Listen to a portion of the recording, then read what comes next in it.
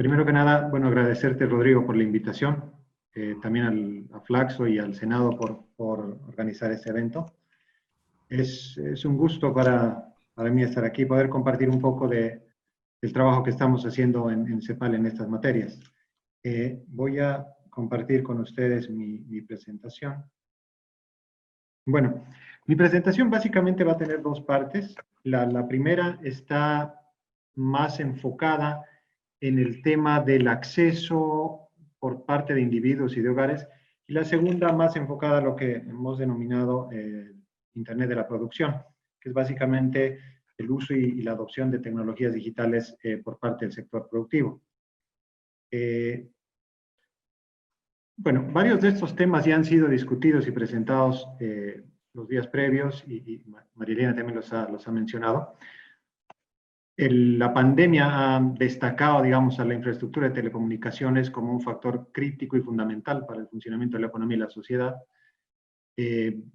Justamente esta infraestructura crítica se ha visto desafiada por el incremento de tráfico, dado el nuevo perfil de consumo que ha resultado, digamos, de actividades como teletrabajo, teleeducación, incluso actividades de entretenimiento que han derivado justamente del aislamiento social.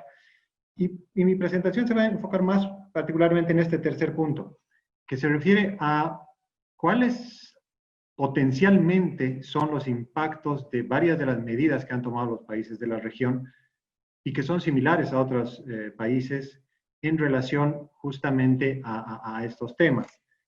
Como bien mencionaba María Eliana, un condicionante fundamental es el nivel de acceso y también el tipo de acceso que hay a las tecnologías digitales. Utilizando un índice que ha desarrollado justamente el profesor Raúl Katz, vemos que como región el ecosistema de América Latina está un poco rezagado respecto a otros países y a otras subregiones. Estaríamos por detrás de Europa, de los países del MENA y obviamente de América en el Norte. Pero cuando hacemos un zoom a este índice, vemos cuáles son, digamos, los pilares en los que tenemos más problemas. Y otro elemento que cabe destacar acá es la diferencia que existe al interior de nuestra región. Se han identificado, digamos, tres grupos de países, algunos que tienen un ecosistema digital avanzado, entre los que se encuentra Chile, otros que tienen un ecosistema digital intermedio y finalmente algunos que tienen un ecosistema digital limitado. Quiero tomar dos de los pilares o dos de los subíndices como ejemplo. Uno es el de conectividad y el otro es el de digitalización de los hogares, que son los que voy a mencionar más adelante. Y cuando hacemos la comparación entre los países que tienen un ecosistema más limitado versus los países que tienen el ecosistema más avanzado, vemos que hay diferencias bastante grandes. En este caso, el índice es de más del doble en cualquiera de los dos indicadores. Este es un elemento que hay que considerar justamente cuando se evalúe particularmente en los países que están más rezagados, cuál va a ser el impacto de las medidas que se están tomando. Voy a mencionar varios de los indicadores que ya mencionó María Eliana, y quería empezar con el del acceso por segmento socioeconómico. Aquí hay que destacar varios elementos. Bueno, el primero, que es el más evidente, que los quintiles con mayores ingresos obviamente tienen una conectividad mayor que los quintiles de menores ingresos. Pero nuevamente destaca acá la diferencia tan grande que existe entre países de la región. Si comparamos los dos extremos, por ejemplo, en el caso de Bolivia, el quintil, incluso el quintil de mayores ingresos, tiene un nivel de conectividad menor que el quintil de menores ingresos de Chile. O sea, esas diferencias son realmente importantes.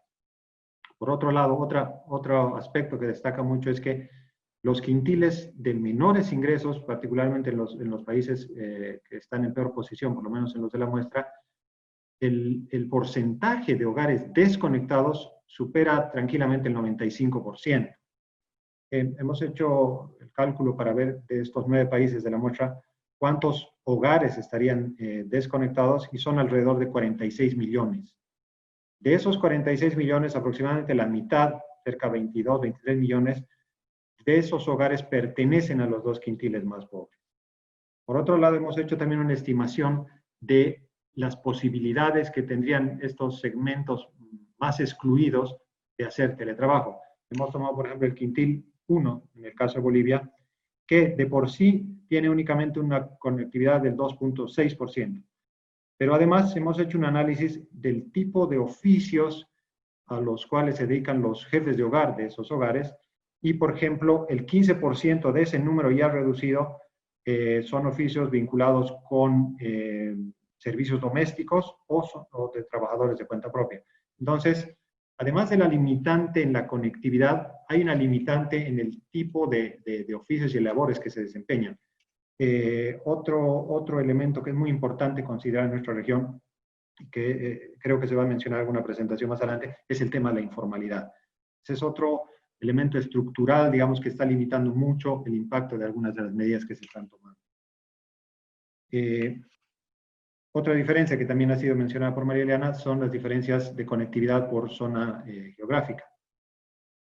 Claramente en todos los países de la muestra, la zona urbana y la zona rural tienen diferencias importantes, pero nuevamente destaca la diferencia que existe entre países.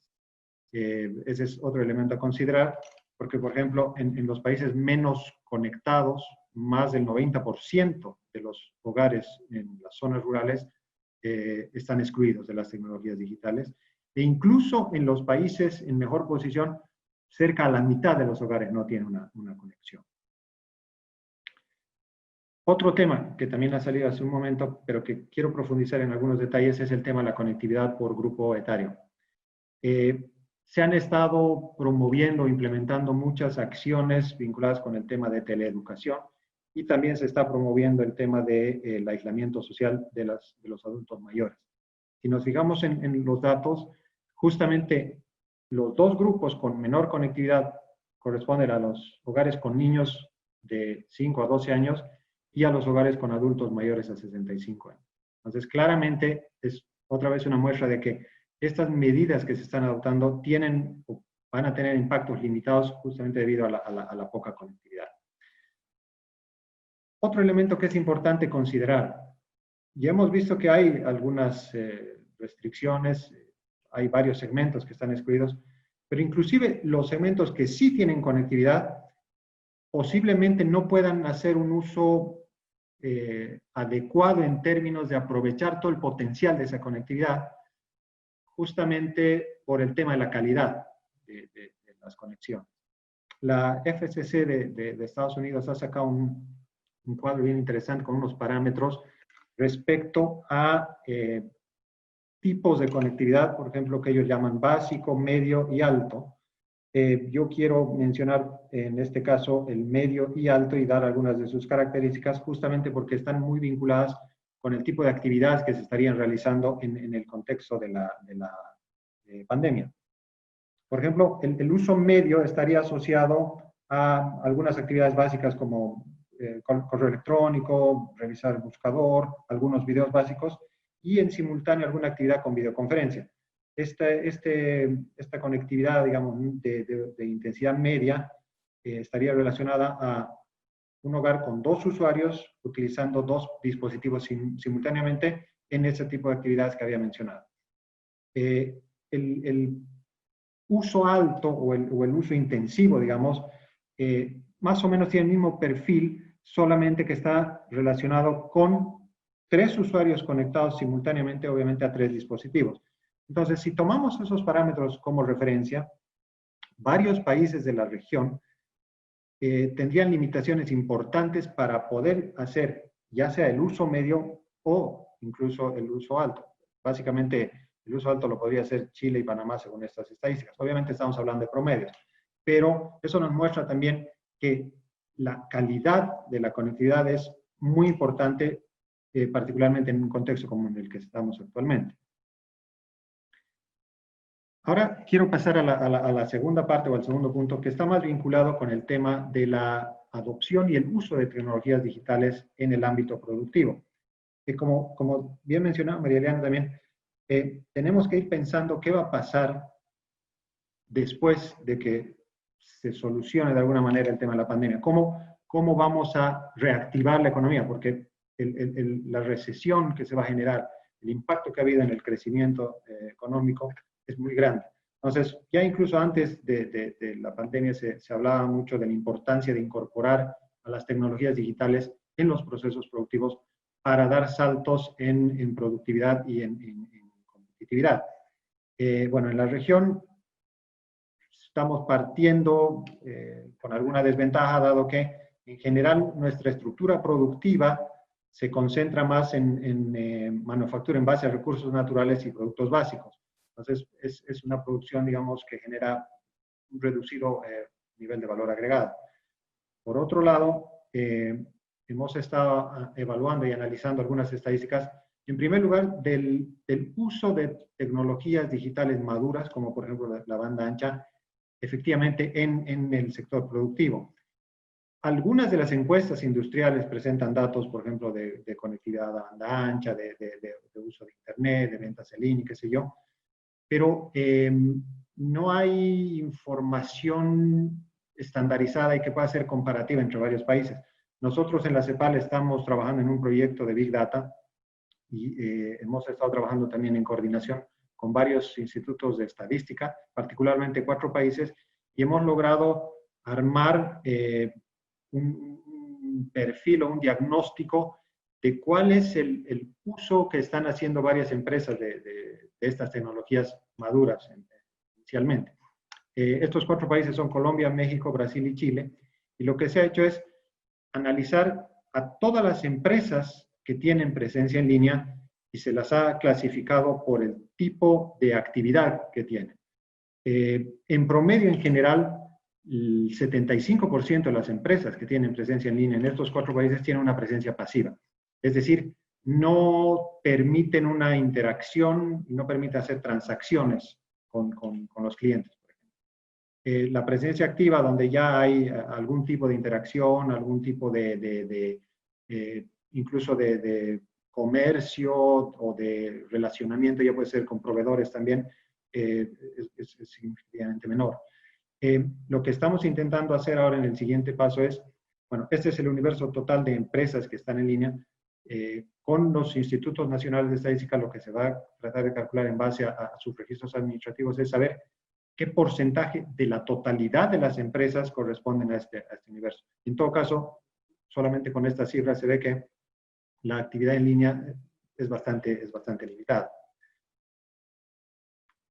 Por otro lado, otro tema que es muy relevante y en el cual hay bastantes menos estadísticas es el de la adopción o la incorporación de tecnologías digitales avanzadas en el propio proceso productivo.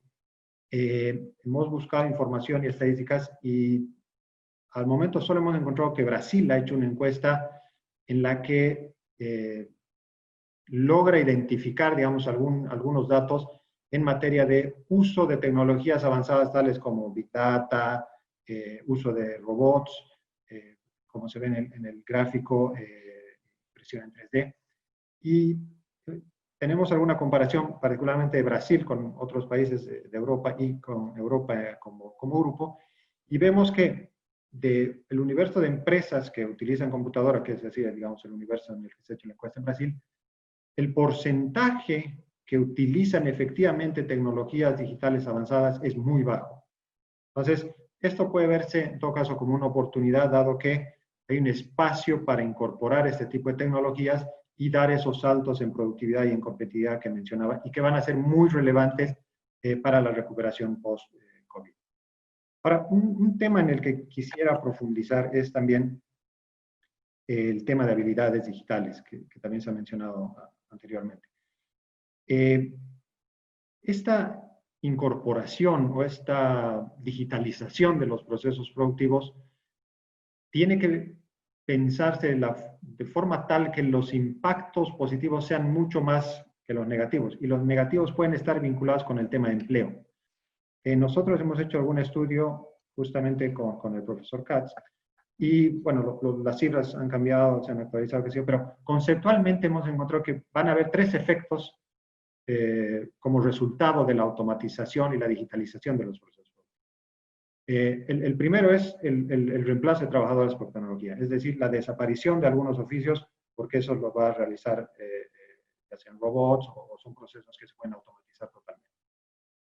El segundo efecto es la reestructuración de ocupaciones, y este segundo efecto va depender mucho justamente del desarrollo de habilidades digitales, porque varias de esas ocupaciones o tareas se van a reformar y van a requerir de la interacción del recurso humano con la tecnología digital.